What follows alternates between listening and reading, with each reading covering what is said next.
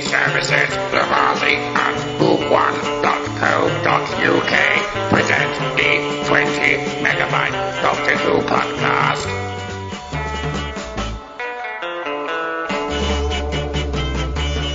Hello and welcome to the 20 megabyte Doctor Who podcast, episode 561. I'm Adam, and make peace with your God. And here's Kirby Bartlett Sloan. Marshall, ma'am, fella. Robert Haynes. I see keep out signs as suggestions more than actual orders, like dry clean only. Mary Lang. Why would he want you? Unless he's met you. And Debbie Melrose.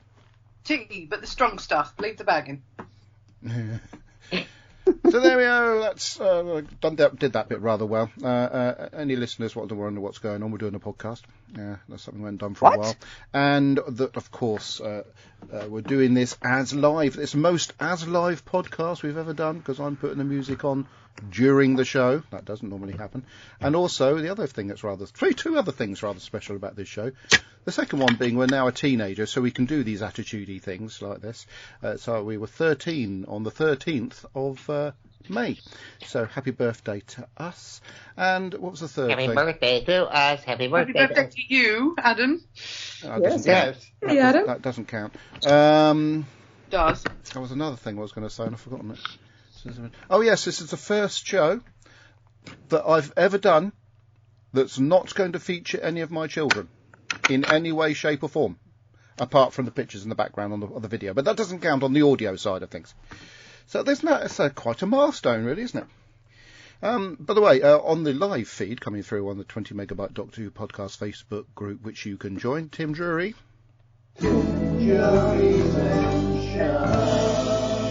says, surprise Adam isn't wearing a cowboy hat. Well, I'm not that kinky, to be fair to him. Right then, we'll talk about the Riverfest later on. I've got a sunburn on the back of my neck, so the sunburn didn't quite go that far. Sorry, the suntan lotion, whatever you call it on your sun cream. Anyway, we're going to talk about Town Called Mercy, and apologies for the not being around for a while, but various things cropped up to stop the show from being done, and that's why we're doing it. Very unusually on a Saturday night. We haven't done that for so long, I can't remember. We've never done it on a Saturday for starters, but we've never haven't done it off a Sunday for a long, long time. I don't think I've ever done it on a Saturday. No. Because Saturday used to be Doctor Who night, didn't it? Yeah, that's back true. in the 70s, yeah. So thank you all for showing up. Right, so the episode begins with a sort of weird sort of watching through some sort of cyborg's eye footage and a bloke getting chased and then done in by this cyborg with a very, very impressive weapon. And of course he says he's looking for the Doctor. Of course we instantly assume it's the Doctor because and forget there are other Doctors. Master. Yes. I was afraid to, when I was asking for feedback, I was afraid to post some of those pictures of the gunslinger because of his gun. I was afraid Facebook might not like it. Facebook doesn't. So it's a really realistic looking gun, isn't it, Kirby? That's not obvious. It's funny to say that. I posted a TikTok the other day. Isabella coming home with an illicit McDonald's. And basically the Ring doorbell footage of me sort of speaking out through the speaker on the phone on the Ring doorbell saying, "What time do you call this?" And of course she swore and nearly dropped what she was holding and said, "I think, oh, Father, or Godfather, bleep bleep bleep," and they took it down because she said Godfather or something, an F word in there, something like that, because it's got bots that hear dialogue, so they hear the Godfather and the F word and assume that it's something a bit weird. But I actually complained and it came back on because I actually got around to watching it and seeing it was a fairly innocent prank. Back to Doctor Who. So without further ado. What? Without further ado. Yeah.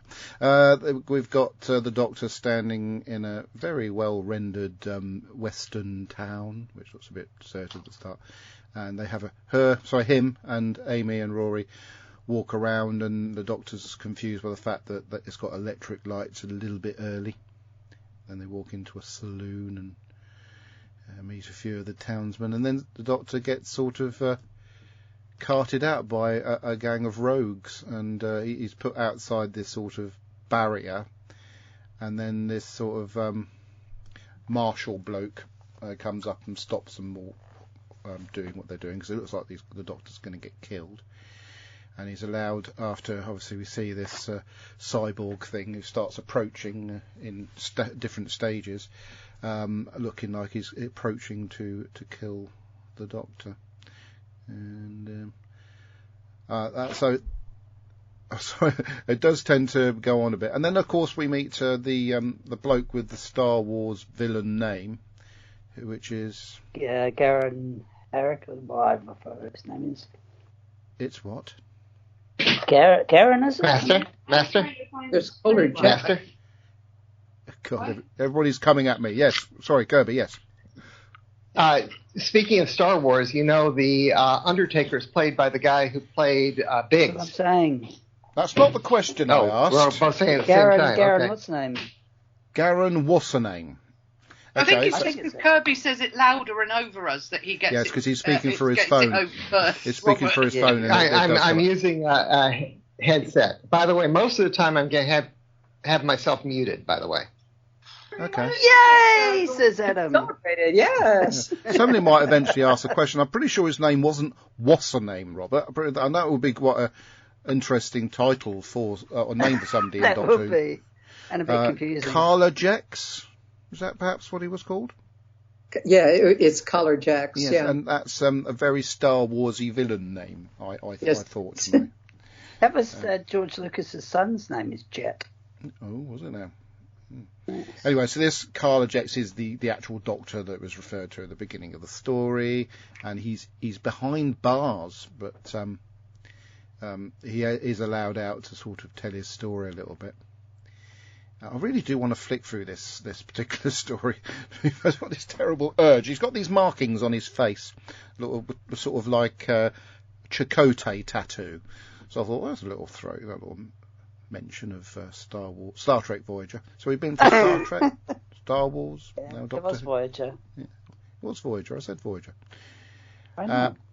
So yeah, the Doctor rides this beautiful pony out to because a few of them go out of the town to try and find the spaceship or something like that. Egg. I beg your pardon? I said the egg. That's a spaceship, I suppose, an egg ship, whatever. While Amy looks after Dr. Jet. Yeah, we're continuing this egg theme that has been in every episode so far. Egg exterminate? Yes. Oh yeah, the sequel. Okay. Was there ever a reason for this egg theme? Did that ever come about? Or was it just leading up to the Just Moffat the being a moon knob. thingy? Or did you just put eggs into everything? I don't know.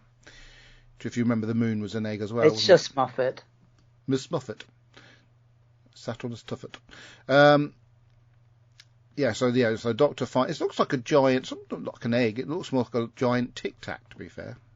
Yeah, yes.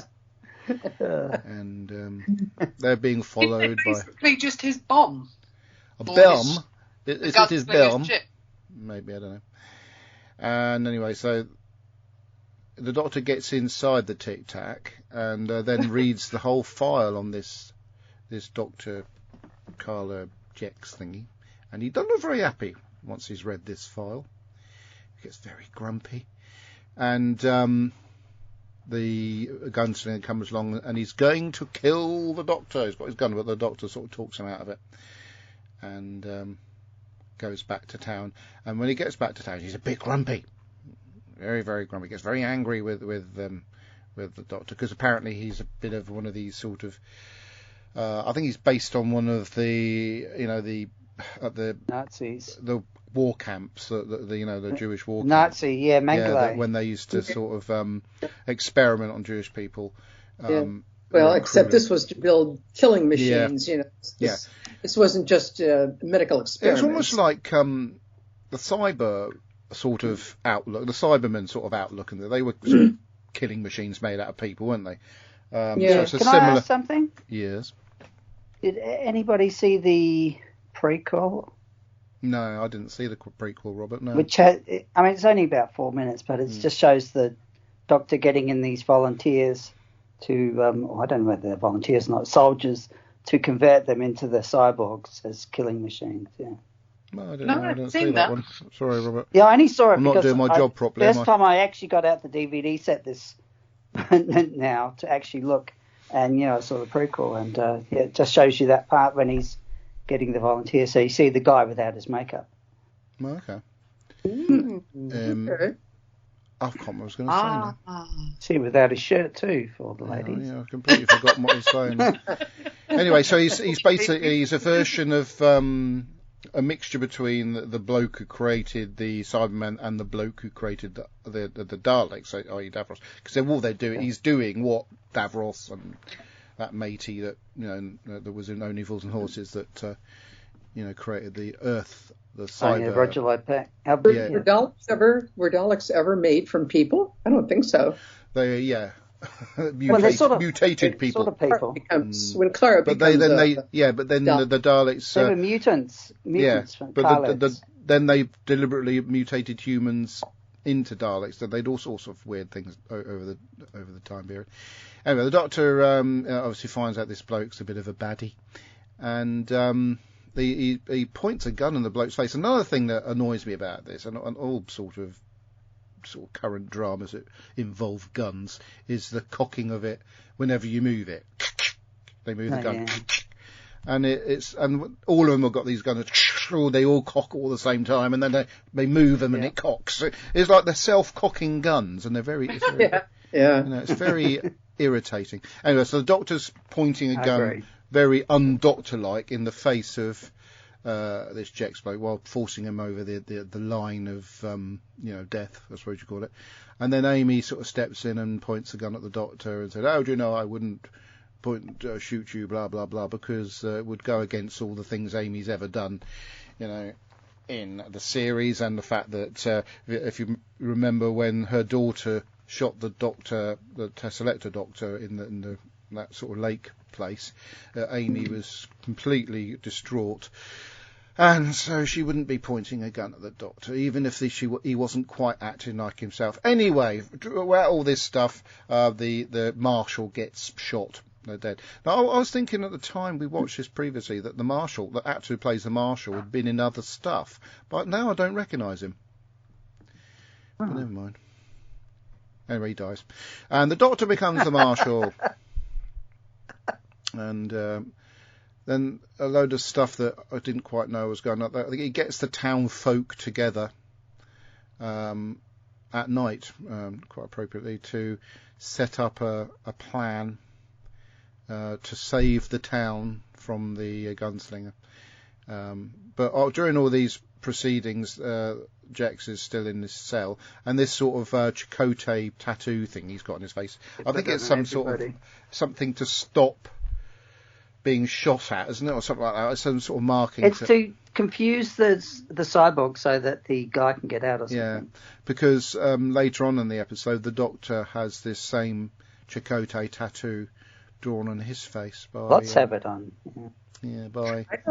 I didn't assume that it was a tattoo. To me, it looked like a metallic thing. Yeah. So I thought it was just part of the race that they came from. Yeah, that's what I thought initially, but I feel that it was actually a device, even to sort of like a symbol to, like Robert says, to confuse the cyborg. So the Doctor gets a Chakotay tattoo, and but then Jex just legs it and goes to his little giant Tic Tac. And is this the point in which he decides that he's going to sacrifice himself because he's been a very naughty boy, and he blows up the Tic Tac, and now the gunslinger's sort of purpose has sort of been removed, really, and I think does he become the Marshal, the gunslinger? Well, sort of. Yeah, protects the town forevermore. Protecting the town. Yeah, he gets that little Marshal tin on his outfit. Yeah, which is very well done. I must admit the way they did that. I've done well. Look, I'm brilliant. 15 minutes in, I've done the whole episode. I deserve a round of applause. You know what was good? You forgot that massive blast when the ship exploded. I think that was pretty impressive. And that's because Kirby has muted himself. Oh, was it? Okay, right. Let's see. Well, I'll tell you what I think about this one. This wasn't. Did you guys just ask me something? No, I didn't. No, we're just making an observation. Okay. Having fun at your expense. Yeah. Oh, found some earplugs. Never. That's handy. How appropriate. I've just found a bag of earplugs ready for when Kirby comes. Where'd they come from? Well, that's weird. I need them to the Isle of Wight Festival. There. Yeah. Anyway, so yeah, this is what I think of this story. I'm not a fan of Western. Master. God. Basically, I'm going to, when you ask me for my opinion, I will give you my opinion, and then I'm going to just drop off the call. At that point, someone else is going to have to read. Be careful. It's Someone not else is going to have to read feedback. Kirby, Yeah? that dictates what happens, lovey. Do I? No, not when Kirby's only. Oh, never mind. Let's get on. Right then. So this is what I think of this episode. I'm not a fan of westerns, so that doesn't. That's probably why I'm not overly keen on it. I do appreciate it is very pretty and it's very western. It does feel like you're there in the time. I like the romance of the story. And it's okay. It doesn't sort of drive me thinking, oh, this is the best Doctor Who episode ever. Certainly not the worst. I think it's okay. I wouldn't seek out to watch it again in a long time. Probably ever now, to be fair. But it's okay. Karen Gillan's hot. What did you think about it then, Kirby? Kirby. He's muted. Kirby. Yeah. I was muted. Oh, yes, okay. I know. 11 years ago, I liked this a lot less 11 years ago. And when I just watched it, 3 weeks ago, I loved it. It was excellent. It's not one of the. It's like you said. It's not one of the best stories ever. And next week is horrible. Middle shelf. But this was really good. Is that it? I'm that Kirby, all right. Yeah, that's pretty much it. Okay, Robert, what do you think of it? I will be listening from now on, but I will not be interrupting. Someone else will have to read feedback. Repeat Okay. what? Said. My goodness, we'll have the shortest show on record. What's his name again? Oh, Robert, what did you think? I pretty much like Kirby. I don't remember liking this at the time when it first aired, and I know I was very, very ill when this originally aired, so I don't know whether that had something to do with it. But I went into this episode with some trepidation, and I was pleasantly surprised that I actually quite enjoyed it. As you guys have said, it's not one that you seek out if you're looking for a story to watch, but I quite liked it. The only thing I didn't like, which is bloody Moffat, they include the stupid thing about the horse and named Susan and all that. I mean, what the hell? It's like he treats it like a bloody comedy show. I didn't like that, but yeah, I quite enjoyed it. It was a bit of a change from the usual thing, and quite self-contained as well. But yeah, it was pleasantly surprising that I liked it. Oh, right. What's her name? Oh, Debbie Melrose. What did you think about it, Debbie? Well, this is obviously one I've watched a couple of times, and I think I like it as sort of like a standalone story. It's another filler episode, but the problem is what we're getting now is we're getting really obvious. A dentist seat episode. Is that what you're trying to say? No, it's just from now on, it's all really obvious filler episodes where we step away from the main story arc. Right. And we have like a breather before we go back into the story arc, and it becomes really obvious that it's being used as a pause and sort of like we're going to try a different route, see if people like it, that sort of thing. And that's what seems to happen for the next few season series of Doctor Who, is that we get the odd filler episode, like Robin Hood episode, things like that. And then you sort of have to jump back into the story arc again the week after, having gone, well, what was that about then? What was that for? Yeah. But you just have to appreciate it as a standalone story. And I'm a huge fan of Westerns. Love a Western. Yeah. Love lots of all the Western TV. Modern Westerns are my more go-to than the classics. Tom loves the classics, doesn't like the modern so much. So we meet halfway. And he unfortunately didn't watch this one with me. He meant to, and he didn't. But I remember him liking this one the first time round. And, Ina thinks this one's a cracking episode. She actually liked the joke about the horse. She thought that was brilliant because we told her about the song with the horse with no name, going, that sort of thing. And she thought it was hilarious. And obviously she's sort of like the demographic that Doctor Who was still aiming at that time. Doctor Who got older as we went through, and then tried to put it back again with Jodie. But I love the palette. The colour palette in this is gorgeous, and makes me want to go and explore the Old West and everything. Come to America and just go and explore and ride, and see if there's any giant Tic Tacs in the desert, that sort of thing. And but it is absolutely stands on its own story, and I'm not aware of, if anything, if they've done anything with Big Finish with the Gunslinger or anything like that, but you could see that you could definitely expand on this part of the Doctor Who universe. And the music as well, I thought that was really well done, the way the themes wove in with the very Western feel. And it just seemed like they had a lot of fun, and it feels like an episode that's light. But in this era of Moffat, it is a case of heavy, heavy, heavy, light, back into the heavy, light. Yeah. It gets a bit much from now on when you have the standalone stories, because you're like, well, why are you holding us up from this massive story arc you've been trying to get us to absolutely ingest? So, but overall, this one, I've always liked this one. And, just a good little standalone tale. And their acting in it is brilliant, so, yeah.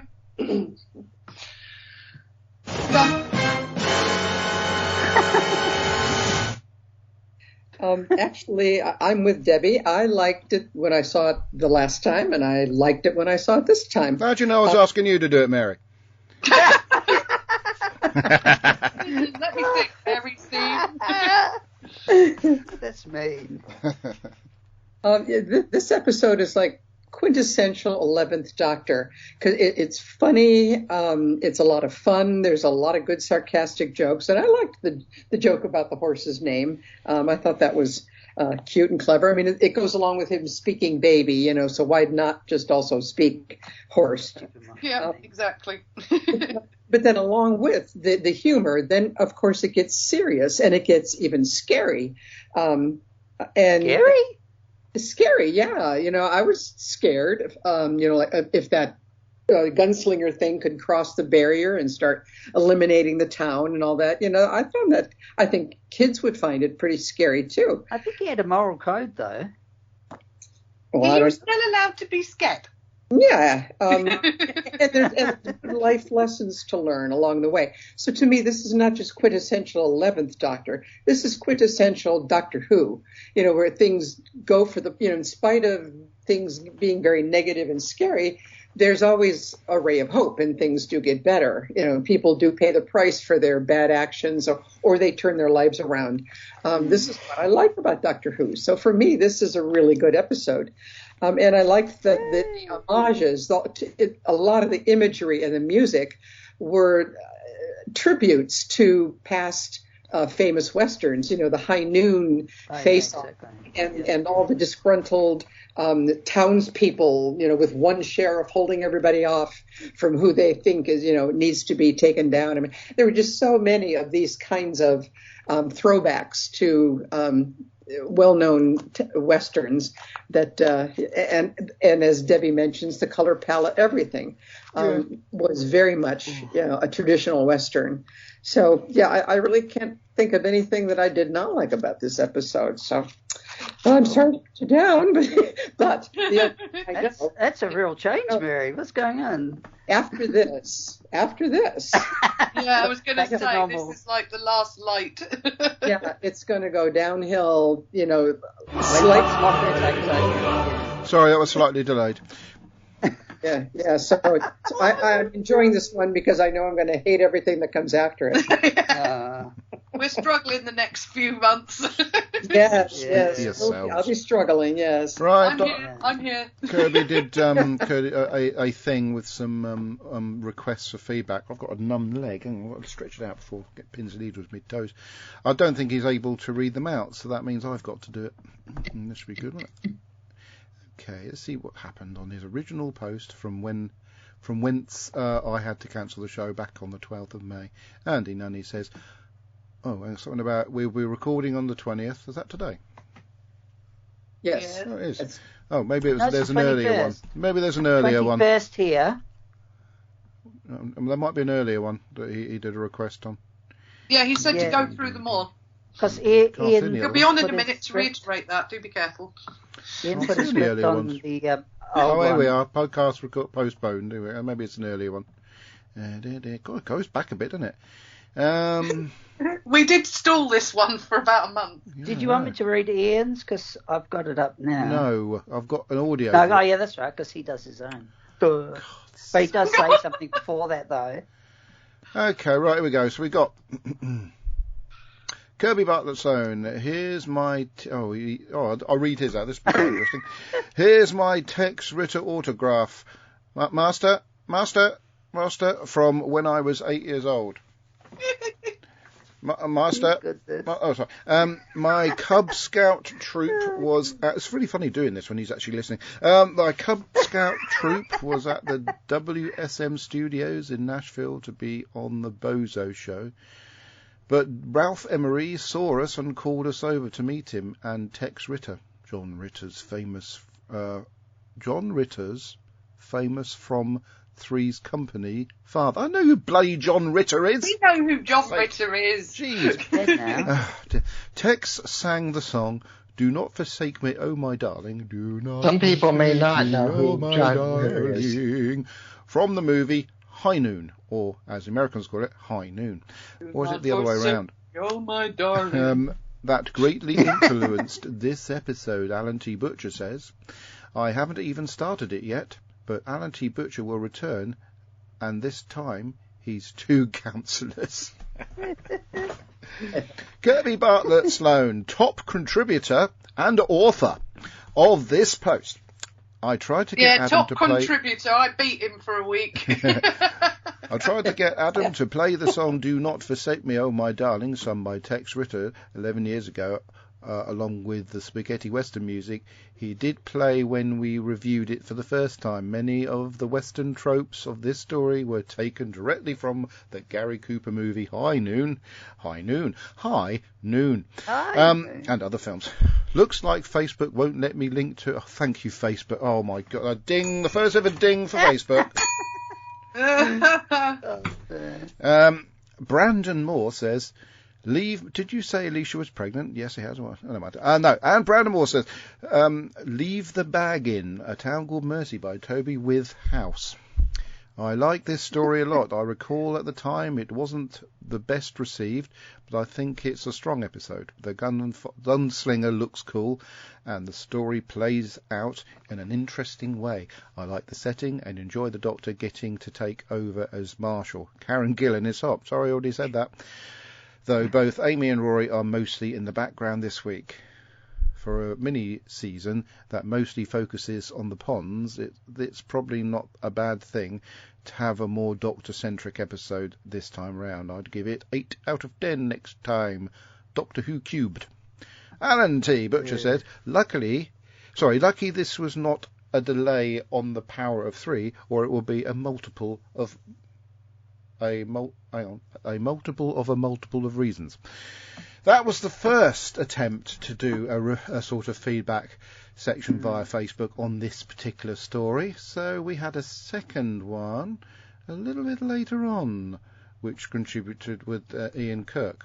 Andy Nunny says, already done it, Kirby Bartlett Sloan, wondering what I will watch when I have a pressing appointment.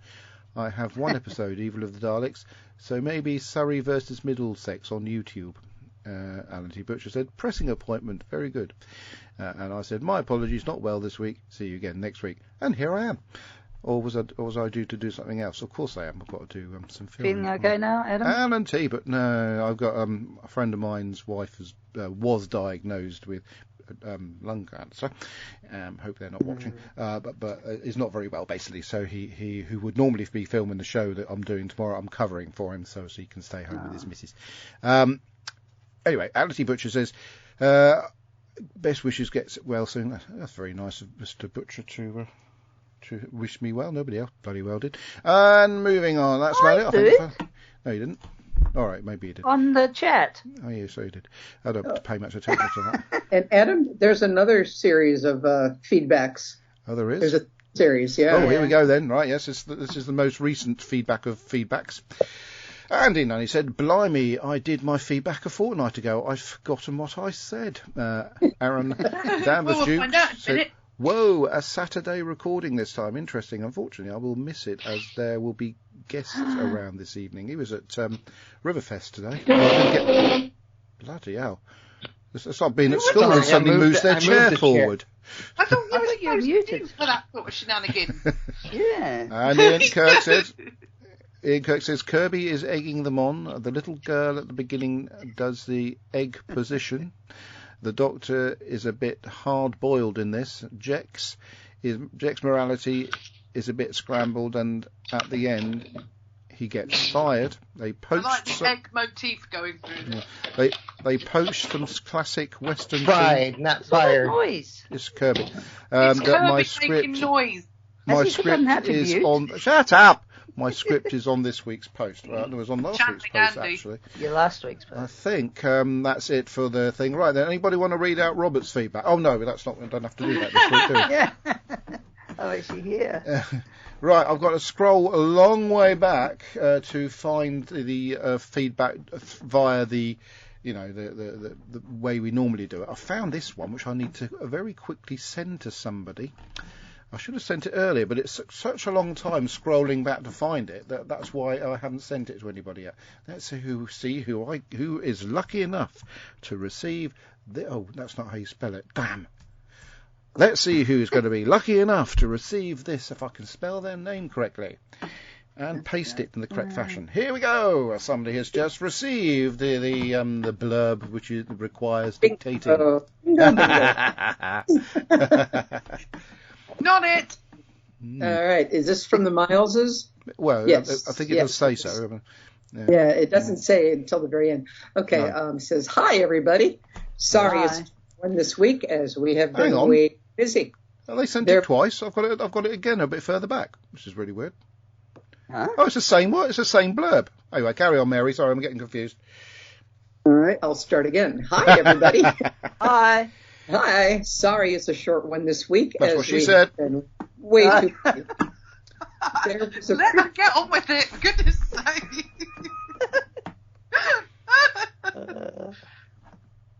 Are we ready? Yeah. Yes. Yeah. Hi, everybody. Hi. Sorry, it's a short one this week as That's what we she have said. been way too busy.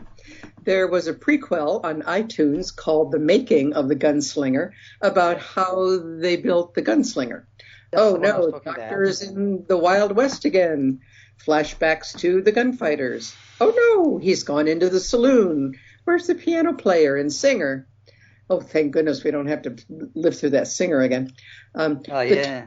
Yeah, the TARDIS crew visit an unfriendly town in the Wild West, a.k.a. Backlot in Spain. I'm sure I saw Clint Eastwood in a poncho in the background scenes. They have a cyborg Mandalorian. gunslinger problem. He wants them to hand over their doctor. They have a doctor called Jex who can cure everything. This is very much a base under siege story. So the doctor speaks horse as well. He's called Susan and wants you to respect his life choices. That makes 2 males named Sue in America. The doctor takes over as marshal when the old one is killed. They end up as the safest town in America. What is the lifespan of a cyborg? All in all, a middling story. Toby Whithouse has written much better. Next up, Mort Chibnall with The Power of 3. Stay safe, everybody. Now, did you get the bit when he says that's two Americans named Sue? I didn't know what he was on about, but you're now going to elaborate, aren't you? Well, You have to. Obviously. there was a song put out by Harry. What's his name? Styles? I'm sure Kirby would know this. Belfonte? And it's like a little tale story that was very popular for a while, and it was a boy who was named Sue by his dad, so that he would Oh, yes, yeah. he would grow up to be Yes. tough. Wasn't that So- that Can't bloke? remember. And that was very popular here. A boy No, named Sue was the Yeah, name of wasn't it. Read that- it to me the other week. that yeah. chap who did the prison concerts. What was his name? Elvis. No, the prison concert. Elvis, for goodness sake. Johnny Cash. Johnny Cash. Wasn't it him who did the Sue song? I think he might have Mine- done it at some point. Yeah, they often do covers.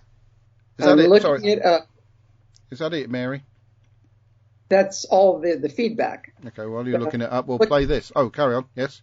I'm looking up who record Johnny Cash. Yeah. Thank you. That's a point for me. Thank you very much. My name's Sue. I fell into a burning ring of Shut up. fire. Right then, it's a bit of audio feedback. Well, good afternoon, 20 megabytes is Anthony here. It is 1:15 on Sunday. I just watched Doctor Who. Didn't do any ironings. I didn't do any washing yesterday. We were rather busy with Parkman and Shakespeare and stuff like that, and judo, and then watching the coronations. Just never got around to doing any, so that's a joy to come later. However, I have just watched A Town Called Mercy, and it's quite an interesting one. I think I enjoyed it. And sort of, it's one of those that could have gone either way. But I think what really comes across is all about the Doctor's morality. You know, he's come across somebody who he thinks is a good guy, thinks is a hero, and then finds out he isn't, finds out he's... now, this is an interesting one. Is he a war criminal?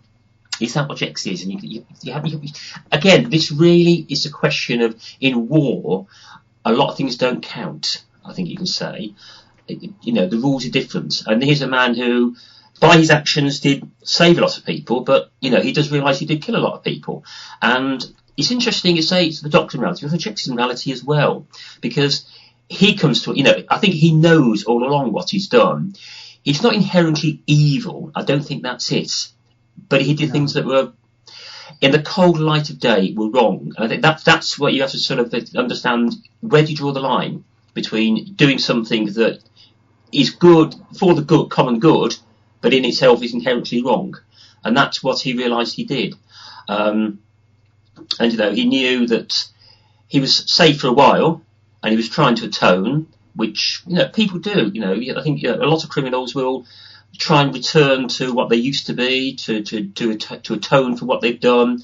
Some do, some don't. You could argue that someone like him is probably, there's just no way he's done so much, no way he could ever do enough for it. And I think it's interesting. You look at the reaction of people. Some of them think he's a hero, some of them want to get rid of him, and they give the Doctor time. The Doctor himself, he's not ambivalent. It's the wrong word. He actually doesn't know what to do. Instincts crying out, this man is evil, he's got to die, and if he dies, everyone else will be saved. But then he becomes no better than Jex himself, doesn't he? And I think it's interesting that the decision was taken out of his hands in the end. I wonder what would have happened if he had gone away, if he had just flown off. Would the gunslingers just gone after him, or would he have taken revenge on the people? I think that's a risk, but it didn't ever happen.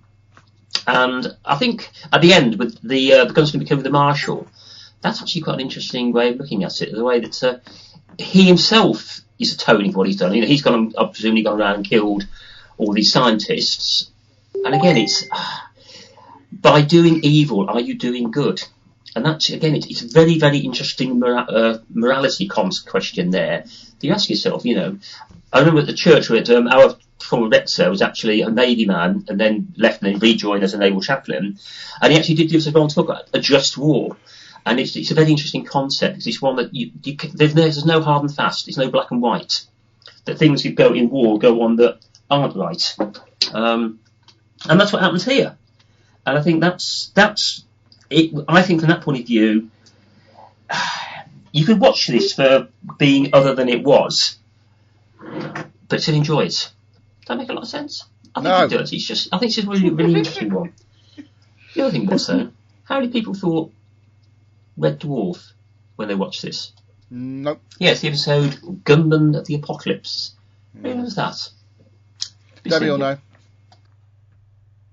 That's Andy Nunny, everybody. No? Okay, fine. Maybe it was like that Star Trek episode, Spectre of the Gun, as well. That was, I don't know. we've got another one here somewhere. Again, it's very tricky finding these files, but eventually I find them. Especially when it's the right thing. Hello, 20 Megabyte Podcast. This is Ian Kirk. Hello, Ian. Ian. Oh, Yes. A Town Called Mercy by Toby Whithouse. We're back in the Wild West. At least nobody sang this time. Yeah. Amy says the Doctor goes off the rails when he travels alone. Then she opts to take another break from the TARDIS. I saw the latest Guardians of the Galaxy film yesterday. Like A Town Called Mercy, it has cyborgs, but they are animals, not human. It turns out that Rocket Raccoon was one of them, but it is his mind that's been altered rather than his lens. no spoilers at all there, was there? Karen Gillan is unrecognisable in her Nebula get-up. Carla Jex turns out to be a weapon creator who wants to have a new life in America. A bit like Werner von Braun. His spaceship looks like Mork's spaceship. Nanu. Yeah. A horse is a horse, of course, and no one can talk to a horse, of course. Of course. Bye for now. Thank you, Mr. Ian Kirk. Let's see what else. I'm just going to make absolutely sure that Alan T. Butcher has indeed retired from doing his what do you used to call those things that he used to do? A closely studied thingamajig. Observation. Okay. Well, what else we've got coming through? We've got. I've done that one. Hang on, Ian Kirk, how does the horse know? Alan's giving those of us who have to read his scripts a break. Maybe we were just saying. Oh, that's mean. Ian Kirk, how does the horse know that the Doctor's expecting the egg ship to be wrecked? They do have big ears, though. Kirby Bartlett Sloan, I've hung up from the call, and I couldn't. I posted them on the wrong thread. What? But never mind. And then goodbye, Fancy Pants. You can't see my trousers from this angle. Thanks, Kirby. And my wife needs me. To which case, that it got an appropriate like from me to know that we forgive him for his misdemeanors from this particular, or misdemeanors, depending on how you want to. Can we talk about Kirby now? We were talking about. Oh, you want to talk properly about Kirby? Do realise this show's been recorded, don't you? Oh, okay. You can... Does he actually listen to them? No, he doesn't. We can say what we bloody well like. Right then. He does. No, he doesn't. He looks at what he does, right? Through 200 or so episodes further on in the history of the show, he then goes back to refer to stuff. Yeah. And I think if I'd known he'd done that, we probably would have put a few Easter eggs in from time to time that I could have recorded and dropped into the episode, without anybody's knowledge apart from my own. But as everybody knows, I just can't be bothered. Right, so I'm going to try and look up some Doctor Who news before we move on to what we watch. I've also got to research what I've watched because it's been so long, I don't know what I've watched in the time we've been off air. I blame Debbie Melrose. She came in to M&S on Friday and didn't even say hello. Just walked straight past me. Did I look for you? I was sat at the till and everything, and David just walked straight past me. As if I wasn't even there. I actually looked for you. I'm sorry. They all say that. Doctor Who news. I always look out for you in there because it's rude not to, and then I get ribbed like this if I missed you. I've seen lots of very exciting images of the 15th Doctor. I'm losing count. Shooty wearing his 1970s costume and sort of big fro. I think it was 1970s. Might have been 60s. It did look 70s to me. And increasing the excitement. Of course, we've got 3 Tennant episodes to watch prior to seeing Shooty. Well, and then have you seen the pictures of him all done up like another century? I haven't seen that one. No, I've seen the 70s. What's it like they're doing Bridgerton? Oh, is it? Oh, good. Yeah, you're right. They look like Bridgerton. Did anybody see? And I know you Americans aren't interested, particularly in culture and tradition. I think you'll find they are more than you think, Adam. Let me finish what I'm saying. Right, where's my tribble? Right. I don't want to be tribble. Oh, it's all right. It's let you off. Basically, did anybody see the coronation concert? No. Because there was an absolutely beautiful piece on the coronation concert of where they mixed ballet, Romeo and Juliet ballet, with Romeo and Juliet acting, and Shooty played Romeo in that particular sequence. I heard about this, yeah. It was absolutely stunning and beautifully put together with the music, the acting, and the ballet. The trouble is, every time we have a coronation or celebrate the Queen concert, they truck out the same bands every time. Oh no, take that! I've never done one of them before. Well, they seem to be. And I can guarantee that the bloke that was masquerading as who is that bloke who's been he used to sing songs like Dancing on the Ceiling. What's his name? Lionel Richie. Lionel Richie who? No, Lionel Richie. Yeah, the bloke that was masquerading as Lionel Richie was singing some songs. I think he was like a Lionel Richie tribute act. But... No, it was Lionel Richie. Oh, was it? Oh, yes. You wouldn't have guessed it, would you? And there was the same as a Katy Perry tribute act on as well. It didn't sound anything like You are Katy Perry. mean, Adam. However, who else is on there? Some of them did sound like themselves. He's quite caustic, isn't he, Robert? I thoroughly enjoyed that. And I must admit, Hugh Bonneville, who, by the way, has been in Doctor Who, is very good at delivering jokes. One of the first episodes of Doctor Who. Yeah, he's very good at delivering jokes as the King was chuckling away to some of the humour that was anyway, that's basically. I was just thinking that Shooty was on it, and he was absolutely. He's radiant. Oh, he's an amazing actor. I love him in Sex Education. Radiant Education. Actor. And anyway, specials titles revealed. This is Doctor Who news, whether anybody wasn't paying attention. The BBC has released a new trailer for Doctor Who revealing the titles of the 3 specials to be screened later this year. Moments before the Eurovision Song Contest Grand Final came live from Liverpool. Viewers... Why did I have to say the word Liverpool on this show still? Viewers were treated to an explosive new trailer which gave viewers a glimpse of what to expect later this year when the TARDIS lands in time to celebrate the 60th anniversary, and it exclusively revealed the titles of the 3 special episodes. In this week's leading up to the Eurovision Song Contest Grand Final, the 3 mysterious episodes coded teasers were scattered through the BBC One schedule. Each teaser included a binary code which gave the eagle-eyed fans... Let's bloody say what they are. I don't need all this nonsense binary code. Binary. Sorry. Yes, binary codes of 3 special title episodes. The teasers all pointed to a big reveal on the night of the Eurovision Grand Final when the new trailer announced the titles as... We'll find out next week. Now, that's what they normally do on TV shows, you know. So. Special 1 is called the Star Beast. Special 2 is called the Wild Blue Yonder. And Special 3 is called the Giggle. I'm not reading any more of that thing, but it's still quite exciting. There's a little official trailer, which anybody listening to this show will be able to hear but not see. If you want to see it, then I suggest going to DoctorWhoNews.net and clicking like this. Why did this face come back? To say goodbye. I don't think that's a plane. It's a spaceship in trouble. Oh my God, where are we? I'm sorry, Donna. He's here. Driving you mad.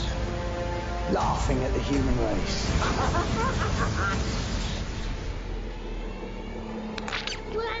What the hell? I absolutely love Catherine Tate. Yes, and it's all well documented now that the big baddie who is in that Smurf film is the celestial. That's what he's most famous for, isn't he? Celestial toy maker. Yes, that's who it is. Just saying. There's a new picture been released. It says the BBC has released a new image, which is difficult to convey on a podcast, but I'll try my best. Has released a new image from the next series of Doctor Who. The image shows Hollywood star Jonathan Groff. Who the hell is that? Never heard of him. Who apparently is a Hollywood star. Never heard of him. Who has landed in Wales and has begun filming Doctor Who. It gives the first look at him in character as his mysterious key role alongside Ncuti Gatwa as the Doctor and Millie Gibson There's as some cracking actors Ruby Sunday. coming out of the woodwork about. Well, you know why? It's because the Disney Plus link, isn't it? Disney Plus wants to see well-known American actors in the show. And there's a picture of And Jonathan. to be honest, a lot of American actors, when they hear about Doctor Who, they're like, oh, yeah. Yeah, they should. You know what they really need to do, though, Deb, if they're going to go down that road, is get at least one of the Big Bang Theory cast in it. Because they used to bang on about Doctor Who all the time, and it's about time they got. Props up or And preferably, that's my seat. What's her name? Played Penny. I've forgotten her bloody enough terrible name. Get her in it. Or of course, Sheldon. Anyway, award-winning star of stage and screen, never heard of him, Jonathan Groff is to appear in Doctor Who, and there's a picture of him. Still don't know who he is, but never mind. I'll see what he's been in, if he's been in anything you know. He's been in America, and I don't know Frozen. who he is. Apparently he was a cartoon. Great, he was in Frozen. It was a knock at the cabin. He played George III in Hamilton. Never seen Hamilton. Oh, yeah, he's great in that. And I think Agent Smith is there a in film Matrix Hamilton or just a stage show? Apparently, he's Sven in Frozen and Frozen 2. Yeah, but that's a cartoon character. Doesn't look like himself, does he? He was Did Agent Christoph Smith. as well? That's his name. Apparently, he was Agent Smith in the Matrix Resurrections. That's what he said. Never heard of him. And but that Hamilton, it's not a film, is it yet? It's a stage show. So that's again. It's on Disney Plus if you want to watch it. It's fantastic. Oh yeah, it is, isn't it? Not going to watch it though. So that's it's wonderful. That's Doctor Who news. I wanted to say that there's been a few FantasyCon announcements. I must admit, on a personal note, having done the Riverfest today, which How was it? It was cool. I don't know why you didn't go to it, Deb. I think half the Isle of Wight was there. It was really lovely. Lovely atmosphere, beautiful weather, well attended, although they tucked us and the TARDIS around the corner. So who went? Somebody said they went and Aaron. I know he's blind, but he did say he couldn't find us anywhere. But he did have some entourage around him that could have helped him find us. So he actually said, "Oh, sorry, missed you." Well, so I saw you from a long distance, Aaron, but I hoped that you might come over, but you didn't, but you were actually on the same section, so I don't know how that didn't happen. Somebody basically got to Aaron before anybody else. But it was just we were put in a disappointing spot. But we did get some leaflets out. The good thing about doing these sort of things as a convention organizer is you've got a TARDIS, you've got props, people want to have their picture taken in front of the TARDIS, so you then say, okay, have your picture in front of the TARDIS, but you must take one of these with you by way of payment, i.e. the FantasyCon leaflet. So that's the first of our summer promos. We've got a few others. We've got Portsmouth Comic Con coming up in a couple of weeks' time. I've rather well blagged a media spot at that one. Rather pleased about that. So I'm going to be doing some media stuff there and sneaking a few leaflets out while I'm going. Just hope they're not listening. So that's going to be cool. Of course, do you know who's there, Debbie, don't you? Who's going to be at Portsmouth Comic Con this week? Next week? Well, that would be Nicola Bryant. And Peter Davison. And Colin Baker.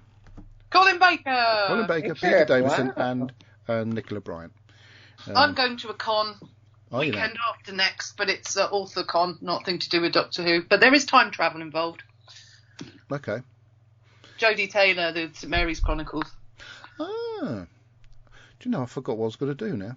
I'm cosplaying as one of the characters. Do you know what were we talking about before? Oh, FantasyCon, that's it, yes. And I was trying to find out who I'd recently posted on the group page. But the trouble is, if I click on anything, it'll take me away. So I'm going to go onto our website. Valile Shabalala, haven't done an official announcement about her yet, but she had a poster up around our section. She's coming back. I know you lot don't like her, Deb, but we actually like her. Oh no, I love her. Tom loves her a lot.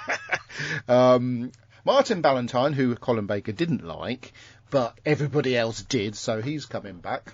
He definitely grew on me when I realised just how much effort he was putting into just talking to people. Yeah, he's very good. He's a good self-publiciser.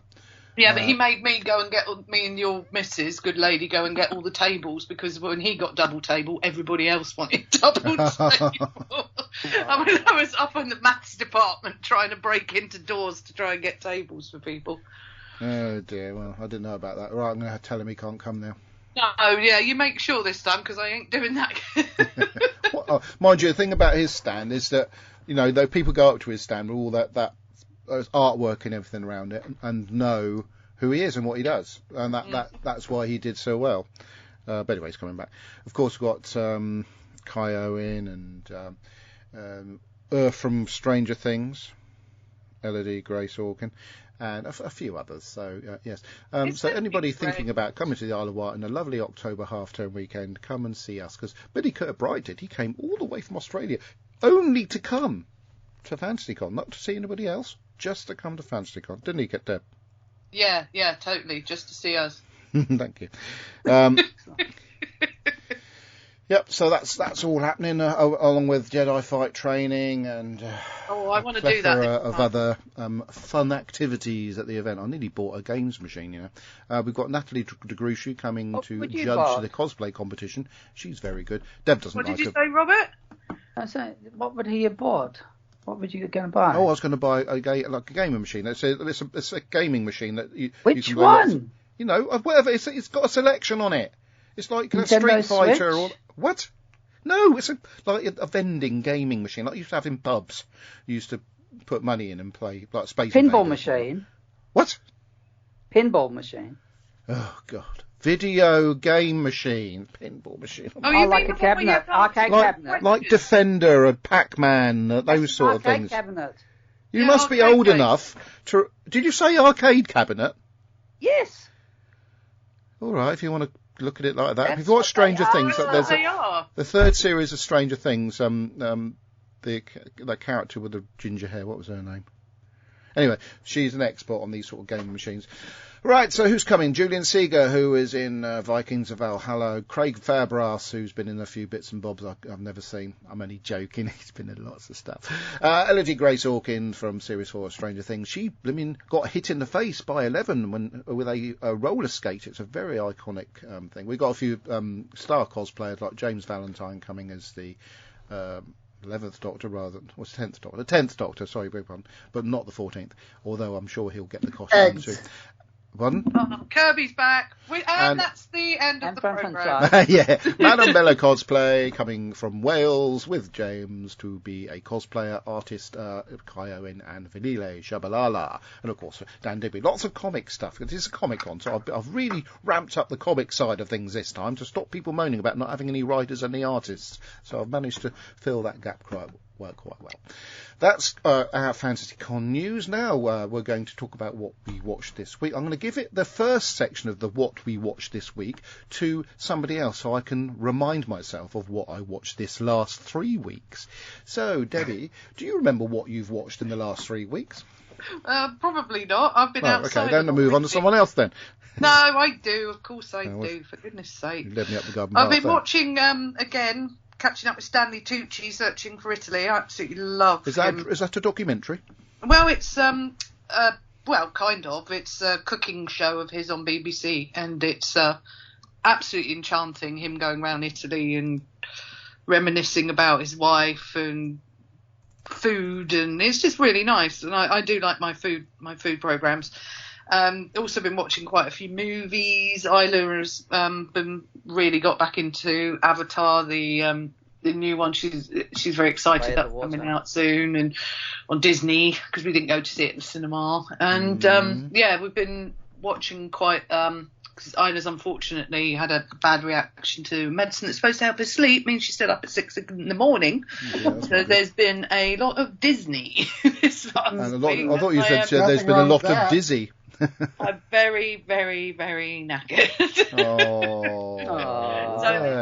That's a lot of classic Disney. We watched Cruella again because that's just a stonking movie.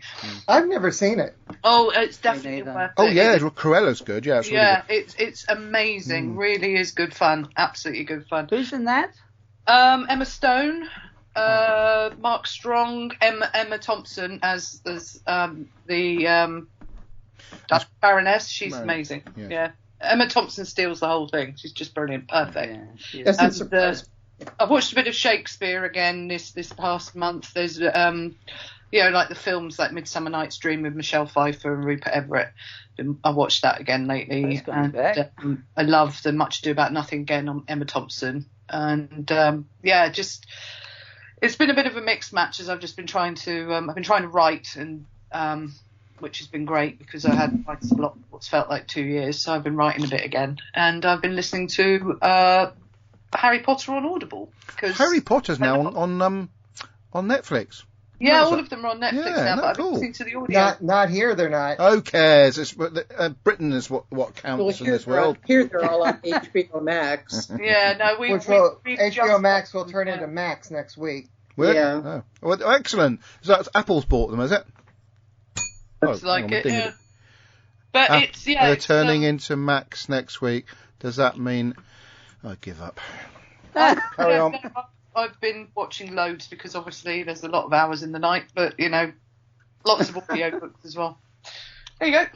All right, thank you, Debbie. Right, then I'm going to part one of what I watched in the last 3 weeks because I've got to try and go back over various particular genres that I've been looking through. I'll tell you what, before I move on to the film stuff, on YouTube there's a couple of really good, if you like, history things to subscribe to, which are really good in regards to the British history. Bear in mind, I've made it quite clear that my family is descended from John of Gaunt, which is the same family that the current royal family is descended from.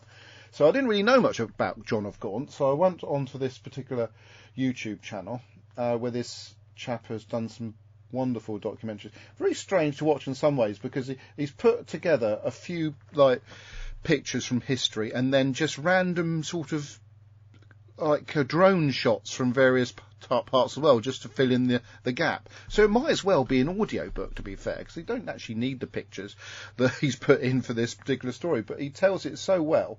The channel is called The People Profiles. Such a good in regards to it is documentary, but it's biographies of famous people, not just British people, it's American presidents and that's basically interesting people from history. It's really good. I recommend that. There's another chap called Alan Barton. His channel's called Alan Barton Antiquities. Very interesting bloke again, and he's got things about when they accidentally opened up tombs of kings in the past, and they've been quite well preserved, and so they've kept lockets of hair from the corpses, even though they've been in the ground or in this vault or whatever for 500 years. But he tells a story about how they died and their funerals and how they were sort of dug up. And some of the kings were in their wills. They said, right, I must be sort of covered in wax every year or brought out to be put on display and put back in my coffin and stuff like that. But it's not just about that sort of stuff. It's about history. It's about objects of history, like maybe the scepter and the rod or whatever. It's really, really good. And they're only like 15 minutes long, most of the little documentaries he puts together. So I've been watching all of those, and of course still Parental Court, which was a great show. As far as the cinema goes, I went to watch a film called Polite Society in the end of April, because it's been that long, everyone. It's a really cool film. It's got an Asian cast mainly, apart from Ella Buccarelli, who was a nun in what's that great BBC series with nuns in it when their babies are born. Is it called Midwife? Called Midwife, yeah, she's in that. So I didn't recognise her for a bit, and then suddenly it tweaked because obviously she didn't have a habit on. So, but yeah, it's basically Rita Uriah, who's better known for. Do you remember that Fugitive of the Jadoon episode? And Rita Uriah played some sort of kick-ass woman who then got killed. I think she was trying to find the doctor, i.e. the fugitive doctor, so she'd rounded her up, and as soon as they'd got the doctor and the fugitive doctor in this sort of room away from Earth, she got done in, and then she got done in but then turned up in the Umbrella Academy. So she plays one of the sisters in it, and Priya Kanzara plays another sister who's basically the story revolves around her. And so the sister gets married off, but the other sister doesn't like the husband, and she's basically spends the whole film trying to show the husband up to be not good enough for her sister, but it takes extreme turns and slightly unexpected turns as the film progresses.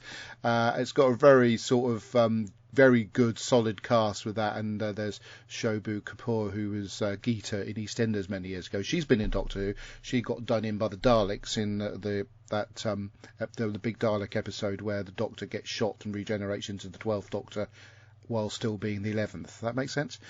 And also the cast is Nimra Buka, who was, if you watched that Ms. Marvel series, she played She played the evil mother in that. So she played exactly the same character in this. She's terrific. As she did in that.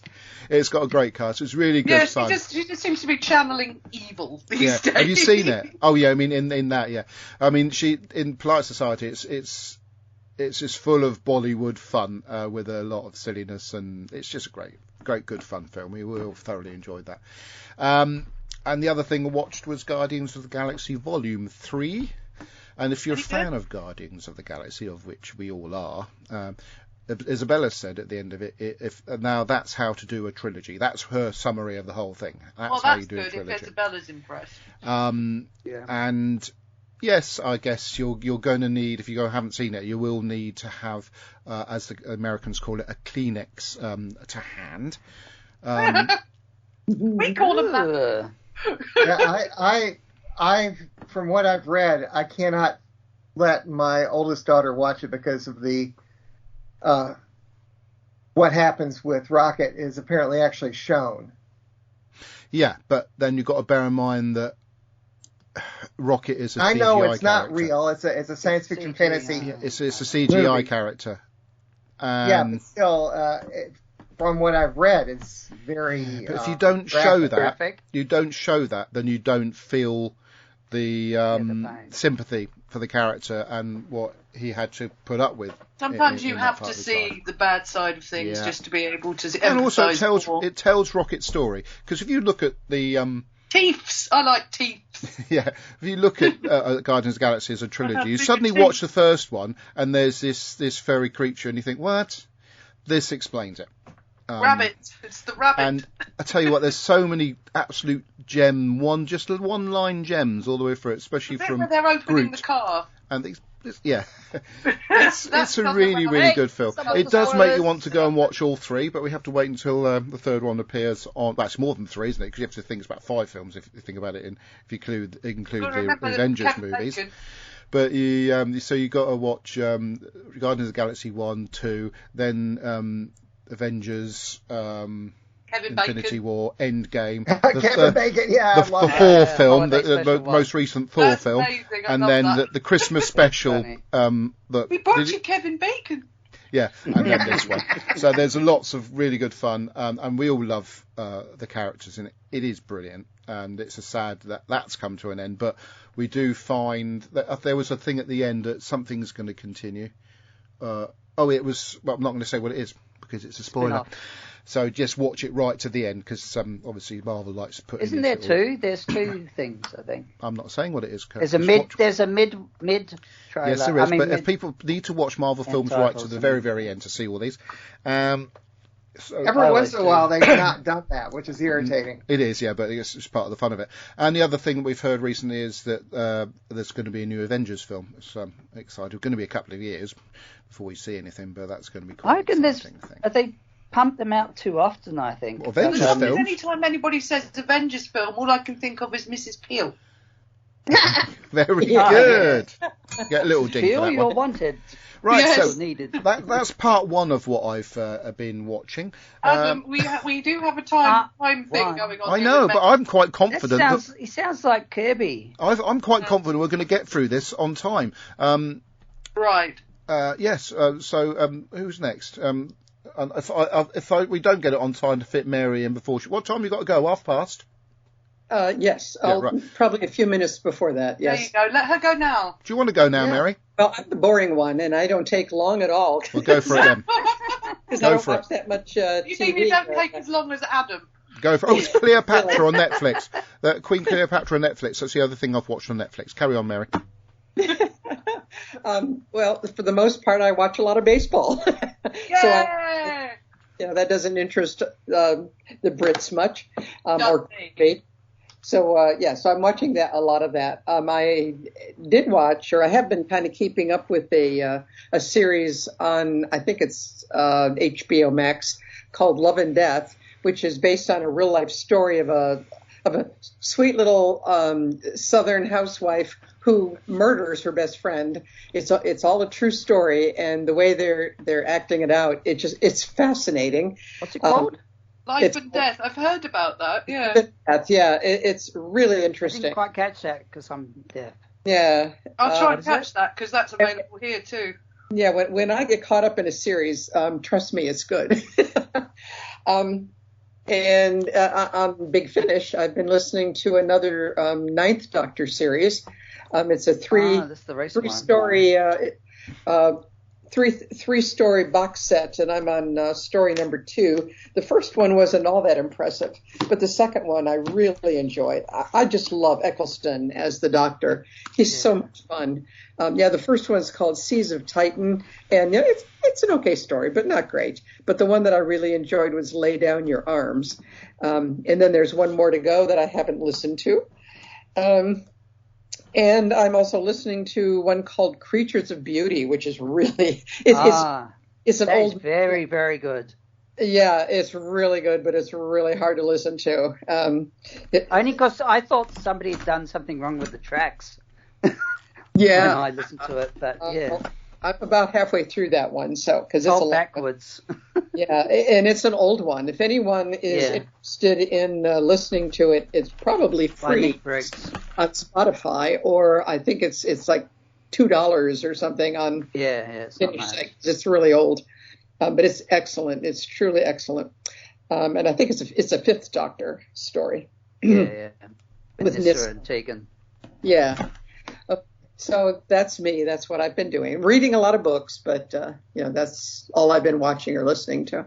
Part 2, then, for me, is that I'm currently listening to the Adam, you are incorrigible. Story of Queen Victoria. Don't encourage him. Shut up. It's a 14-hour audio book, and it's really, really fascinating. It covers everything, every little aspect of her life, and you do come out of it, and I haven't listened to it all yet, feeling that you actually know Queen Victoria as a person. Absolutely fascinating. Right then, Robert, what have you been watching?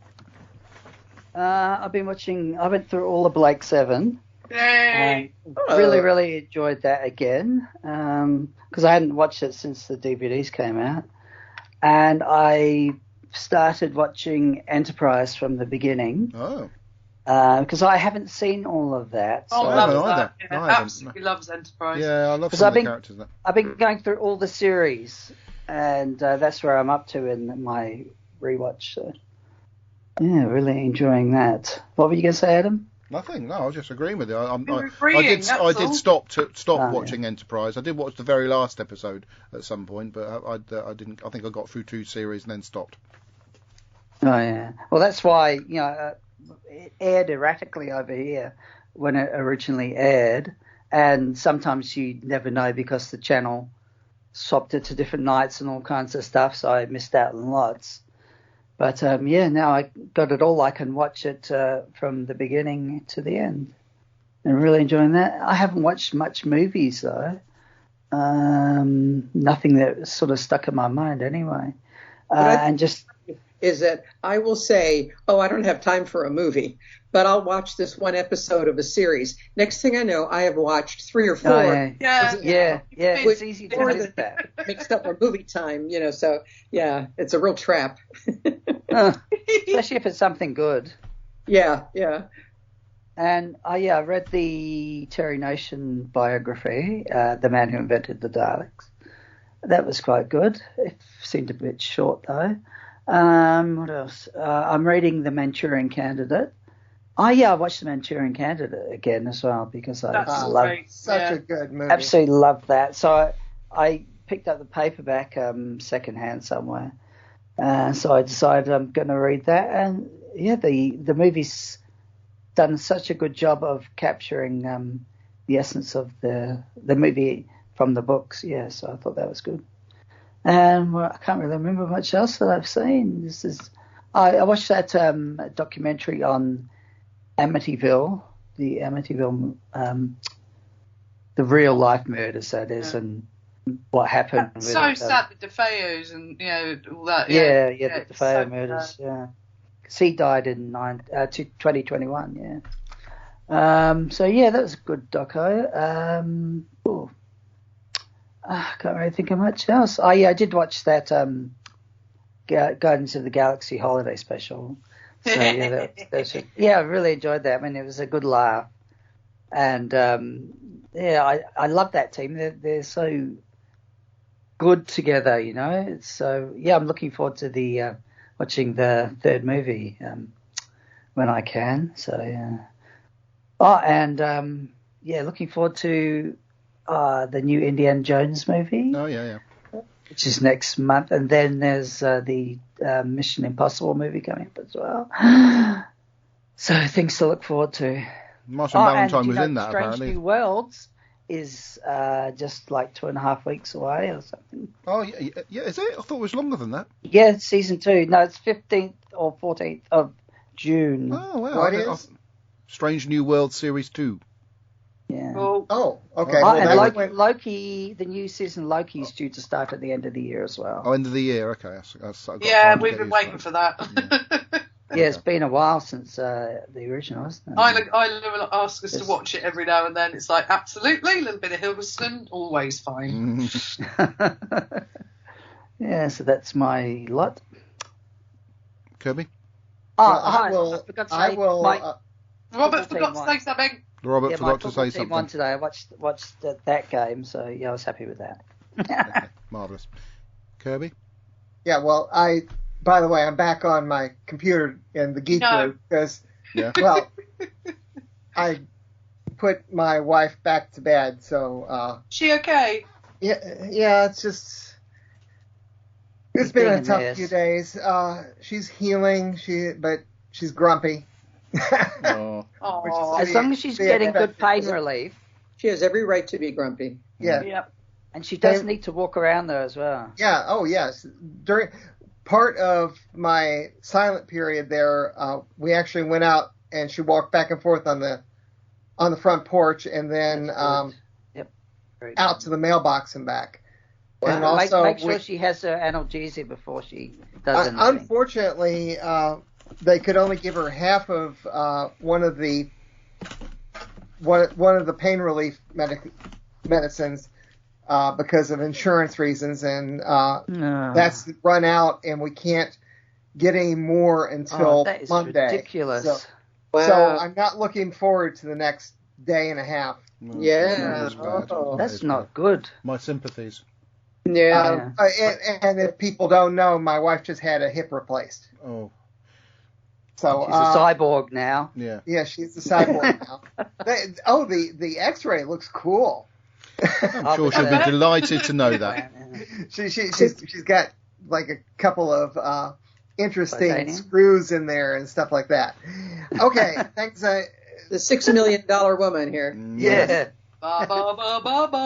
Fortunately, the copay seems to be about half what we were afraid it was going to be. So that's not bad. Things that I've actually started to listen to a Big Finish. Yay! Which one? Because of Mary's suggestion. I haven't finished it yet, but I'm enjoying a Third Doctor one called Kaleidoscope, which obviously doesn't have. I love the Third Doctor ones. Doesn't have the real Third Doctor. No, since he's typical dead. law. But realized. Mary was saying that you said you didn't like how the Brigadier and Sarah Jane sounded. I think they sound fine. Oh no, I think used to them. I think the guy doing the Brigadier was just fine. It's the Sarah Jane character. I don't think she sounds like Sarah Jane, but I'm not an expert on her like you are. But yeah, I'm enjoying used to her. She's not the same as she is, but you get used to her. Yeah, I'm used to her by now, so I'm enjoying it. Okay. Let's see. Other things I've been watching. Almost caught up with Young Sheldon. We'll finish. I think the season finished this past Thursday, but I need to wait until next Friday before I can watch with the Geek Daughter because that's the only time she can watch with me. Since Strange New Worlds is coming back, I will then re-up my Paramount Plus and catch up with Picard. I really I'll need try to catch Discovery up with again, but I just could not get into it. I started to watch the remake of an anime called Urusei Yatsura. It's a really old anime to begin with. It's called, it means those annoying aliens. I really loved the original one from the 80s. And I'm not sure I like the fact that they redid it, but still I'm watching it. What else? I see some stuff on Netflix that I plan to start watching. The Asterix and Obelix in the Middle looks terrible. Kingdom. Huh? That looks like terrible, Asterix. that Asterix and Obelix thing. I looked at that, I looked at the love preview. them. I love Asterix, but I think this looks I awful. saw the preview, and the only thing about the preview I don't like is that obviously they dubbed over the French. Yeah. I'm wondering if I actually watch it, if I can watch it in French with subtitles. I much prefer subtitles to dub. It looks good, although ever since they changed from the that famous French actor who was playing Obelix, the current one doesn't look as good. But I love Asterix. I love Asterix as a series.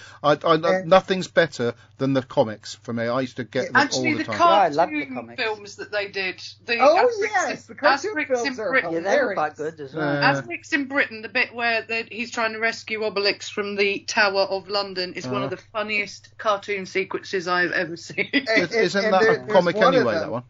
There's one of them which is the 12 Tasks of Asterix, where there is this one sequence where there's the most funniest sound effects going along that every time I see it, I just laugh my head off. Oh, I love it. I discovered them on VHS when I was babysitting for someone once. They were in the original French. And then I saw them in English as well, and it doesn't lose any of the fun, she says. Yeah, with the comic books, unfortunately, I only have one in French, and then I got it in English as well, so I could... Tell you what, reading it in Belgium was difficult. I didn't realise I'd got the book out when I was 7. One thing I noticed on Netflix, a movie that I need to see that I have not seen, this is shocking, and I was wondering how I could see it, and now it's popped up on Netflix, is Starship Troopers. Oh, I've never seen that. Tom loves it. He absolutely I do. Yeah, so I plan to watch that in the next few days. Now, while I was off, did you guys talk about the trailers for the 60th? Yes. So you've got something to add. What? About the Star Beast comic. Yes, yeah. And Beat the Meat. I was 8 looking minute at that, countdown and for I'm going, what? 8-minute countdown for Mary. Oh, okay. I discovered that I actually have the Marvel reprint, colorized Marvel reprint of the first part of the Star Beast. And I've got some, but I don't know. I read that. I don't have the second part, so I don't know. Actually, I believe it's 4 parts, so I don't know how it ends. But I might. It's on Big Finish, you know. They did a. I know. I'm wondering if it's in that collection that I have from a long time ago. Somebody might have a scan, I think. Okay, guys, I'm going to exit it now. Going to miss the best bit, Mary. I'm going to finish with part 3. We'll talk to you next week, maybe. Bye-bye. All right. Good see luck. ya. Bye. So anyway, I'm going to maybe if I might end up buying the Big Finish if I have to, just so I know something before the thing before it comes out. Typically, and by the way, if you guys watch the YouTube channel, what is it? What YouTube channel? I don't know. Who Culture.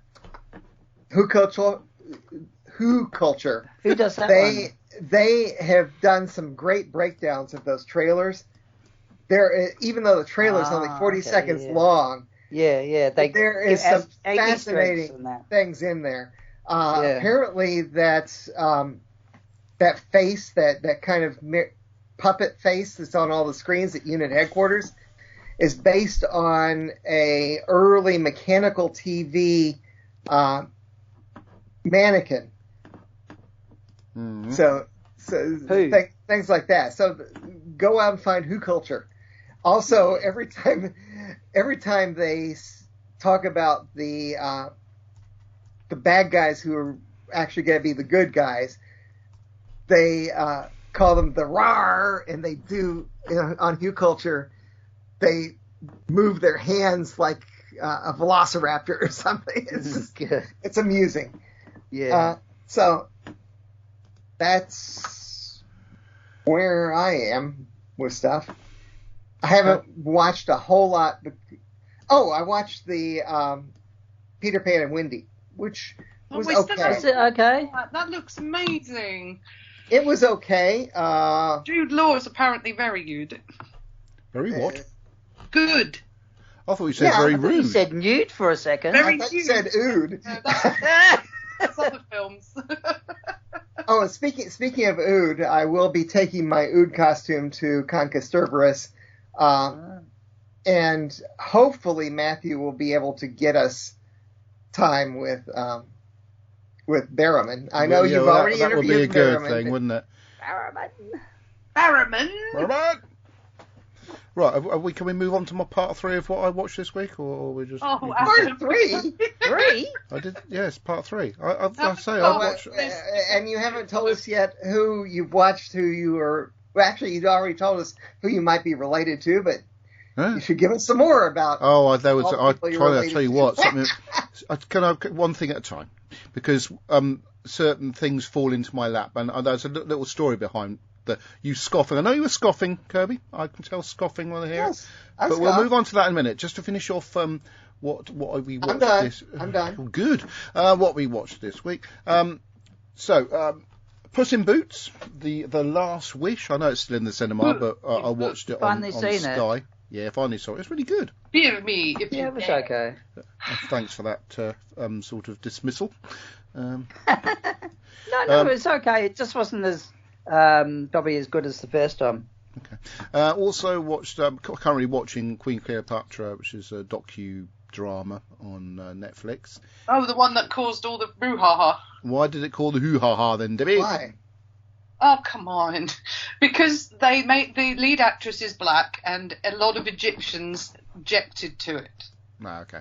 That's silly, because they've also had Cleopatra played by white women. And having if they want to be that precise, then Greek. Yes, yeah. Doesn't matter, does it? I think I'd rather it be played by something else I've been watching, but I'll tell you later. I'd rather an African character was played by an African descent woman than a white descent woman. Just gives more feeling to. But they didn't. They could have had the Romans played by Italians, couldn't they? To be fair. If Greek person would be good. All right. Well, sorry, Deb. God.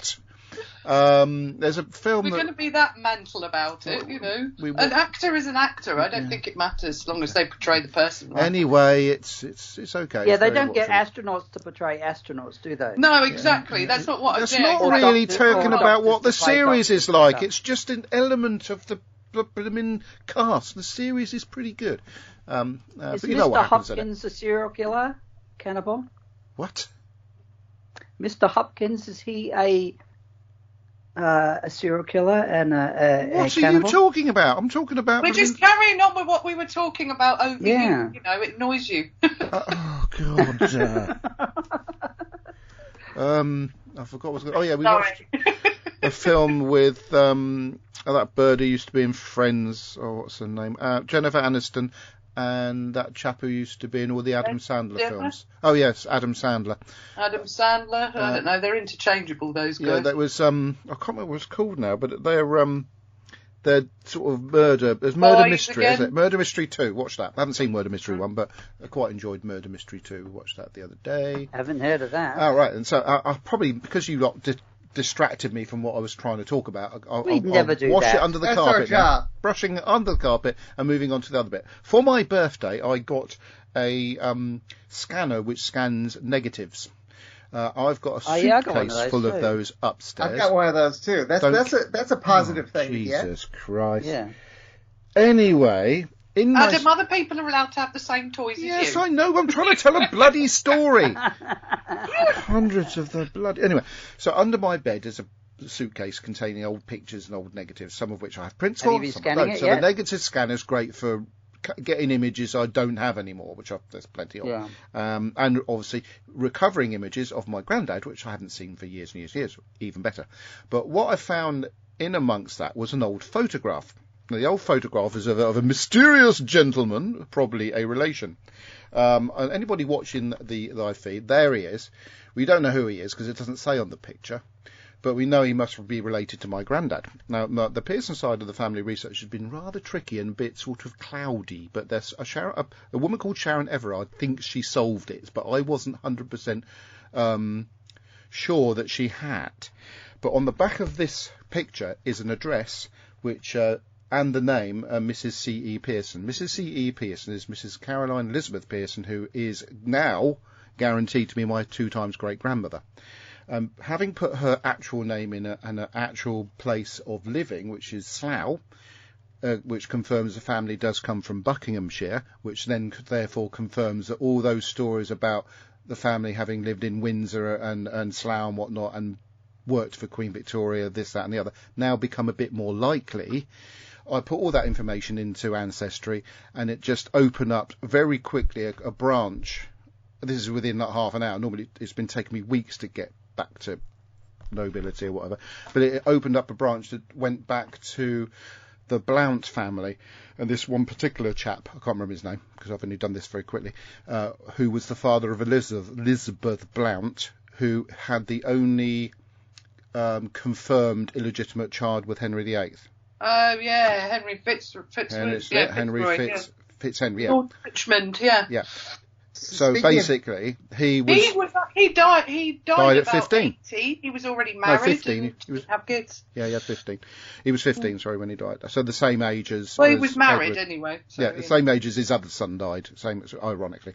But that was a fascinating route back to somebody interesting in history. Not the fact that Henry VIII's part of it, but the fact that this Elizabeth Blount, and there's actually documentaries and dramas about Elizabeth Blount. So I'm going to try and fish them out and watch them at my leisure. But that was really good fun. So this machine is just, it's quite expensive. Nice Debbie bought it for me. But I'll be for weeks and weeks and weeks going through all these old negatives and scanning them in and recovering images and from my teenage years and whatnot. So it's been great. I'm so happy to have that. As much Doctor Who stuff as you can find. No, there wouldn't be. The only Doctor Who thing I've found so far is a picture of Colin Baker in Bessie when he arrived at the Needles for the opening of that. And you've already exhibition. got that on Facebook and all sorts, haven't you? Yeah. I've got him there, but I haven't got him arriving in Bessie, I don't think, have I? Yes. Have I? I'm pretty sure you've shown me that one. I'm pretty sure that you have post it again anyway. Okay, but anyway, there's that particular group of negatives is around. There's also some in a drawer somewhere in here I put by to do and I've lost. So I'll have to try and sort this room out to get them. But yeah, sorry, we have banged on a little bit. Well, it's still only an hour and a half into the show. I'm quite impressed with well, this. I forgot to mention something I've been did watching. you? Well, okay, I'm sure we can accommodate that. I've been watching this TV series called Isle of Wight, Jewel of the South. That's fiction, you mean? Oh, the work of fiction. Why do you say that? Because can I tell him, Deb? Image on it. Deb, can I tell him? Yeah, go. Right, okay. They only cover these pretty regions of the island, right? They don't cover Cowes hardly at all. None of Newtown, none of Shalfleet, none of Compton, those sort of areas. They cover the George Inn in Yarmouth, as if it's the only pub on the Isle of Wight.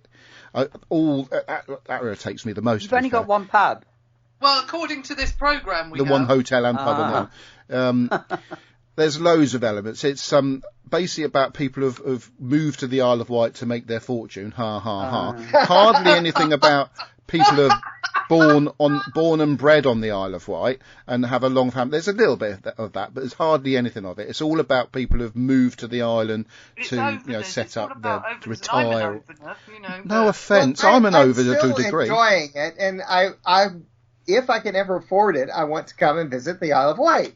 Okay, well, in that case, if you're going to come and visit the island off the back of that series, you can only go and visit the parts of the island that No, series. I'm going to visit on the fact that I've known someone for, 12 years, over 12 years, who lives there. Okay. But I'm not, yeah, okay, it is pretty, right? And I love the Isle of Wight, don't get me wrong, but they needed to balance it out. They need to go to Newport and see the groups of yobs that go around bullying people and harassing people, and they need to go to Ryde Seafront. I know, but they need to go to Ryde Seafront round Apley Tower, where all the 14 and 15-year-old druggies go and smoke weed, just to balance it out, because it's not all like that. I love the island. I'm proud to live here. It is beautiful, and I wouldn't live anywhere else. But that series was just a bit of a piss take. Sorry. Now, speaking of Henry VIII. Yes. He We was just speaking of Henry VIII. Yes, we were. Did anyone? I don't recall if anyone used the quote today. That's what you said when you left your phone charger in Henry VIII's own suite. I was when I saw it was on your list, I went for something different. Okay, well, the thing about that is that 11 years ago when we discussed this story, we were all going, "What are the?" You listen to it? What do they mean by that? What's going on? That must be one of those lost things that Big Finish will eventually do, and actually it'll turn out that it'll be in the next story. Yeah. Whatever the Power of Three. Oh, got it. Look, I'm not looking forward to I Power want of to Three. forget that one. Oh, I'm quite looking forward to that because I can't remember much about it, and I know that It's a woman, a very nice lady, excuse me, a very nice lady that can I bloody well speak? A very nice lady who gave me a cover once at Comic-Con is in it. And she's one of the Redgraves too. Was that what you wanted? Yeah, it was nice. I've got a little black cube around here that I got at Hoolanta. So, okay. I think we're done, aren't we? Unfortunately, it doesn't have any numbers on it, and it hasn't multiplied. Okay. Are we done? Yeah. Okay, I suppose we better find out when we're next doing it. Not connecting to the potential for getting last-minute jobs. I'm not available the first weekend in June. I'm sorry. There's no excuses, Debbie. I'm always available. Okay. Well, next. So unfortunately, I'm sharing a room with Mum for 4 nights. That's going to be. You started with unfortunately there, Deb. Can I just mention something? Yes. Yeah, go. Because I can't do next Sunday because I got a colonoscopy and a gastroscopy the next day, and I've got my bowel prep and forward to that. Well, I'm not sure about next Sunday simply because it's Portsmouth Comic Con, and I'll probably likely be back to do the show, so I can do it. Well, you didn't do it on the ferry like last time. No. The following Sunday is Kyle's birthday, which I think we're going to combine Kyle and Isabella's birthday to make it cheaper. But I'm not sure what day they were doing it on yet. It might not be the Sunday, but it's also Conker Cerberus, so hopefully we won't be. Wait. I think, the 4th is not Conker Cerberus. It's the 11th, you silly man. Please 11th. Pay attention. Okay. So the following week, Isle of Wight Festival, can't do it. The following week after that, I'm doing the Theatre Train show. Can't do it. Well, we usually have a bit of a hiatus about this time of year because of all the events. Summer break. Well, okay, at the moment, I just pulled the 18th off. You want me to pull the... Did you? Yeah, good lucky 18th. Pull the 25th off too. What's your language? Man. Next date we can do it on is the 28th. I know Robert says he's not available. The next date I can record. Has anybody on been commenting on the live feed? Yeah, could be.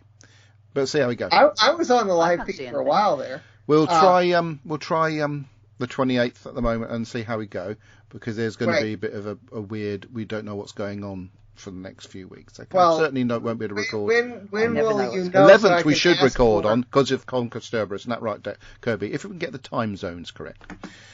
We'll get the time zones correct now. And I've already discussed with Matthew about getting the room and everything. So when will you know if we can do it on the 28th?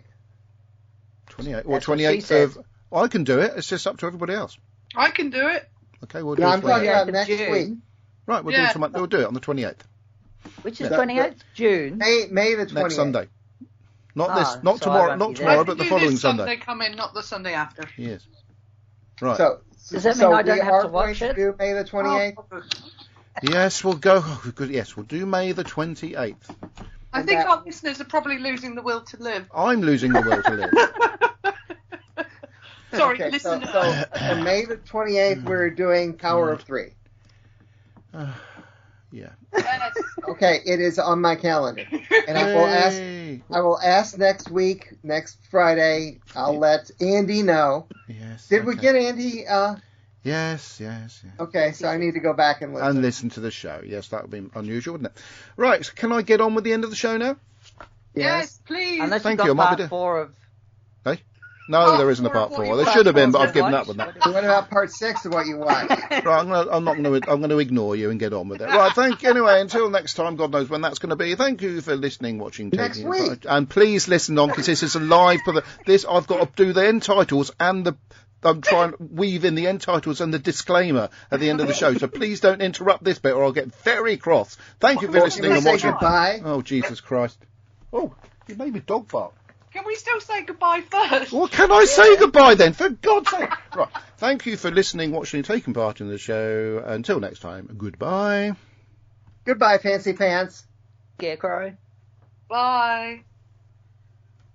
Mary says bye.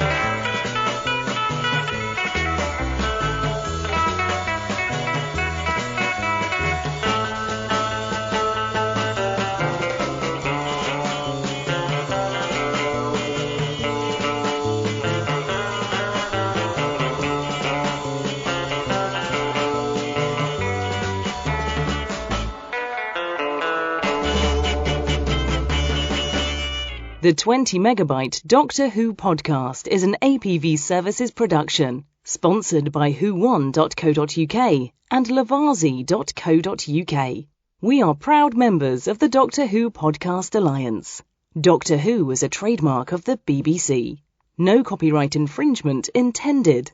The music on this podcast is covered by limited online music license from PRS for Music. License reference LE0030512.